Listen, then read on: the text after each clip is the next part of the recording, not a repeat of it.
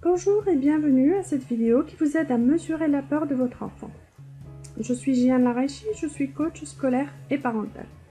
Alors, nous avons vu dans une vidéo précédente que la peur est mesurable et que c'est préférable de mesurer cette peur pour l'enfant. Ainsi, il peut se rendre compte qu'il existe différents niveaux de peur et que cette peur peut aussi disparaître et être réduite à une échelle inférieure. Alors, comment peut-on mesurer la peur de l'enfant? Déjà, premièrement, ça dépend des âges. On ne va pas utiliser les mêmes outils selon l'âge de l'enfant. Alors, il y a les mots. Utilisez l'outil mots. C'est-à-dire que l'enfant va choisir les mots qui sont synonymes de cette peur, qui reflètent cette peur.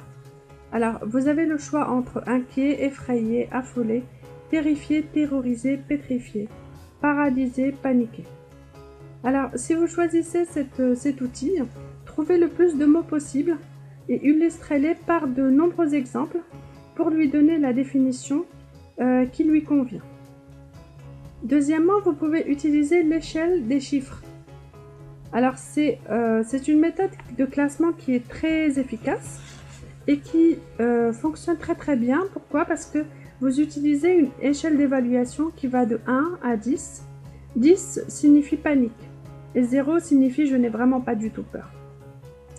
Et par exemple, vous pouvez mettre sur une échelle les différents problèmes de votre enfant. Par exemple, pour moi, répondre à une question signifie une peur à 3.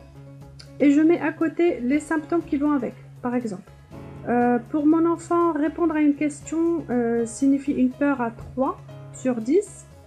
Et le symptôme qui va avec, c'est que j'ai l'estomac noué. Quand il s'agit de lire à voix haute dans la classe, vu que je suis timide, ma peur est de 5 sur 10. J'ai les mains moites et j'ai le cœur qui bat. Après, pour me lever, pour lire un énoncé au professeur, j'ai les jambes qui tremblent et je suis à 8 sur 10 au niveau de la peur. Et quand il s'agit de prendre la parole, je suis pris de panique et je suis à 10.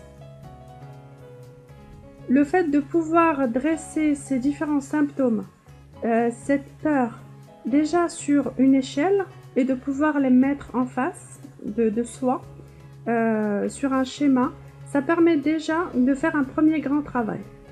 Déjà repérer le problème lui-même, en quoi il est, et de pouvoir le faire de façon graduelle. Alors, il y a aussi une méthode qui est très efficace pour les enfants qui ne connaissent pas encore les chiffres, donc les petits enfants. Alors, on va faire une échelle chiffrée avec le corps. C'est une méthode qui convient vraiment aux petits enfants. Alors, vous allez demander à l'enfant d'écarter les bras pour indiquer la taille de sa peur. Plus il écarte les bras, plus sa peur sera grande. Il peut aussi vous indiquer le plein de peur à travers son corps. Par exemple, si ça va jusqu'au genou, ça veut dire qu'il est légèrement mal à l'aise. Si ça va jusqu'au ventre, ça veut dire qu'il a légèrement peur, moitié-moitié. Jusqu'au cou, c'est qu'il est très effrayé. Et jusqu'au sommet de la tête, c'est qu'il est paralysé. Ainsi, l'enfant pourra dire, par exemple, « Maman, ça m'arrive jusqu'aux chevilles, c'est en train de monter ». Ça permet de mesurer cette peur qui grandit petit à petit. Et vous pouvez vous entraîner avec l'enfant, par exemple, quand il a peur du chien. Ça t'arrive jusqu'où la peur de l'école, la peur de l'école, etc. Ainsi, vous pourrez mesurer sa peur et savoir quand est-ce qu'il est temps de consulter et quand est-ce qu'il n'est pas temps de consulter, mais aussi mesurer la baisse de cette peur, les actions que vous mettez en place. Aujourd'hui, j'ai peur à 5. Après toutes les actions que j'entreprends avec mon enfant, il commence à avoir peur à 2.